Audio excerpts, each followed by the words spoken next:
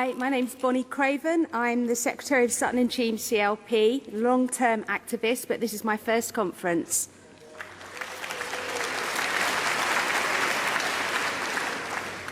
I'm moving Composite 7 on the NHS. 31 submissions were made on this motion, and I'm really honoured to be moving this incredibly important motion. Our NHS is probably the finest achievement of our movement, and yet it's in real danger of immediate danger of being destroyed. Former Tory Prime Minister John Major was born in our local NHS hospital, St Heliers. And yet under his government, we saw the introduction of private finance to our hospitals via the public-private partnerships.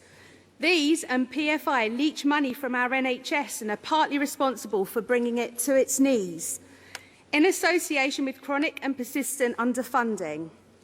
St Helier Hospital, the one that he was born in, may now face closure, along with Queen Mary's Children's Hospital on the same site. This Tory government is taking PFI even further. Conference, this motion commits us to ending PFI.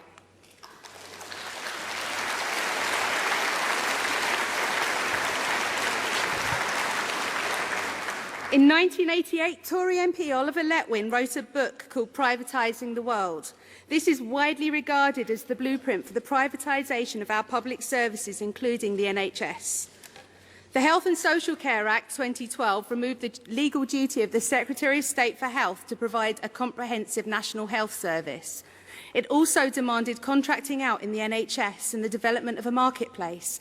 This has seen the administration costs rise from around 6% to about 15% of total NHS spend. Destruction of the NHS has continued apace under the Tory and Tory-led government since 2010.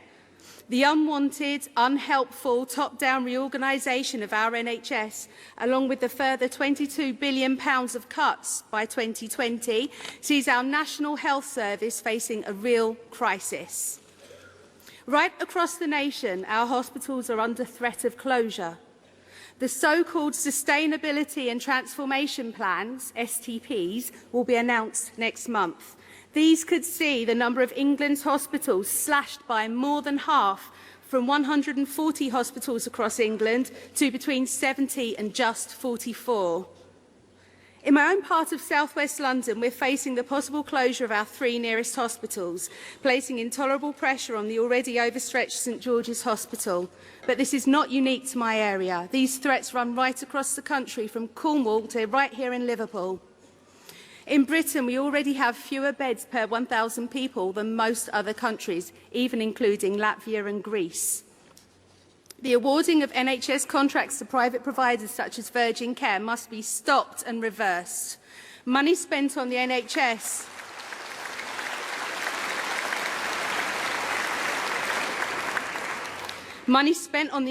should be used to invest in it, not to line the pockets of the shareholders.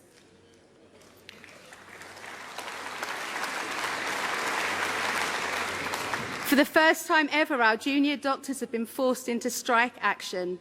Nurses have had their training bursaries removed. It's disgraceful. We need a rolling programme of increased public ownership of clinical, ancillary and back office services. We need our NHS and social care to be publicly funded, publicly owned, publicly provided and publicly accountable.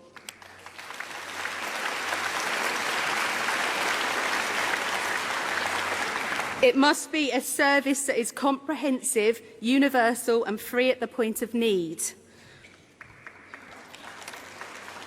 We all rely on an NHS. Without our health, we have nothing.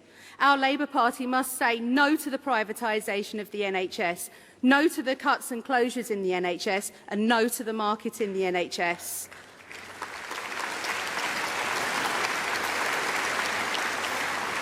We do not have to accept the destruction of our National Health Service. The underfunding and by now barefaced privatisation in the NHS is a political choice, not a necessity. We must protect our National Health Service. I move.